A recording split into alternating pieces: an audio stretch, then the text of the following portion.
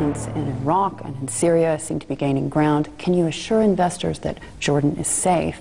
And are we going to see those crises in those countries continuing? Well, you know, I mean, I think we have a history of over many decades of Jordan always being stable throughout the region, whatever the crises are. You know, you've got to remember, with everything that's going on around us, Jordan has done extremely well. You know, we've had growth of 3% over the past couple of years. We're expecting 4% over the next 2 or 3. Our reserves in the central bank are the highest they've ever been. When we look at the region, you mentioned sort of Syria and Iraq. Iraq has always been a very strong market for us, and I believe that the Iraqi government with the coalition forces are going to open the route between Amman and Baghdad this summer. So that's again sort of a very strong market that's going to be reopened.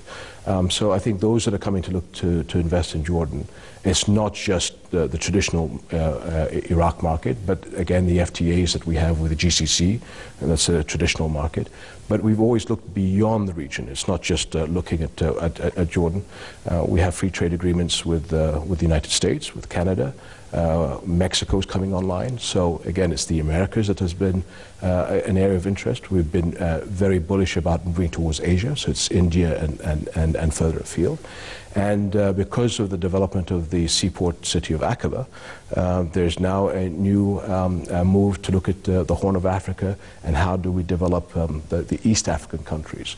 So again, there are opportunities that are coming up, and people are knocking on Jordan's door. In terms of the challenges here at home, 20% of your population are refugees right now. You also have a water crisis, and you also are dealing with the fact that you are a net energy importer. How are you tackling those problems? Well, definitely you know, again, the challenge with 20% of our population being refugees, you know, we do get a lot of support from the international community. I think most people don't understand that 85% of the refugees are not in the refugee camps, they're actually outside.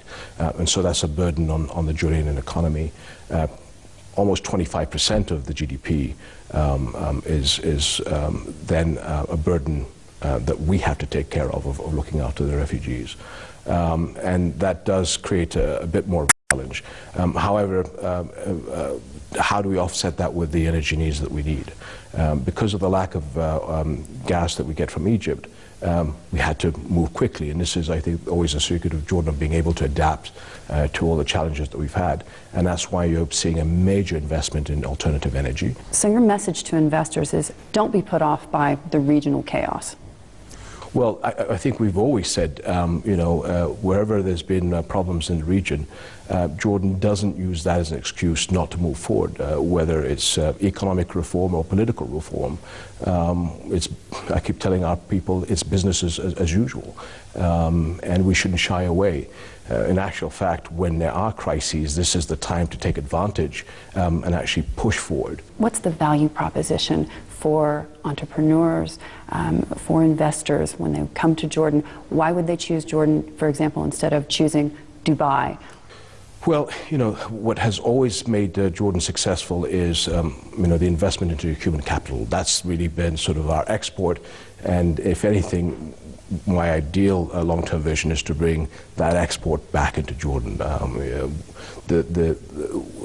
Many countries in the region are supported by the Jordanian human talent. That's the capital that we have.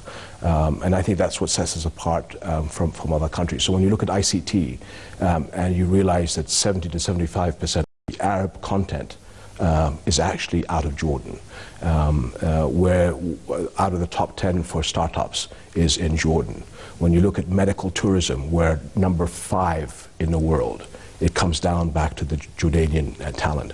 And because it's homegrown as opposed to imported, I think that's what differentiates Jordan from other countries. So when partners come from outside to invest in Jordan, then they have the Jordanian partner, which is a very solid, young, tech-savvy partner to be able to invest in. And I think that's what differentiates Jordan from many countries in the region.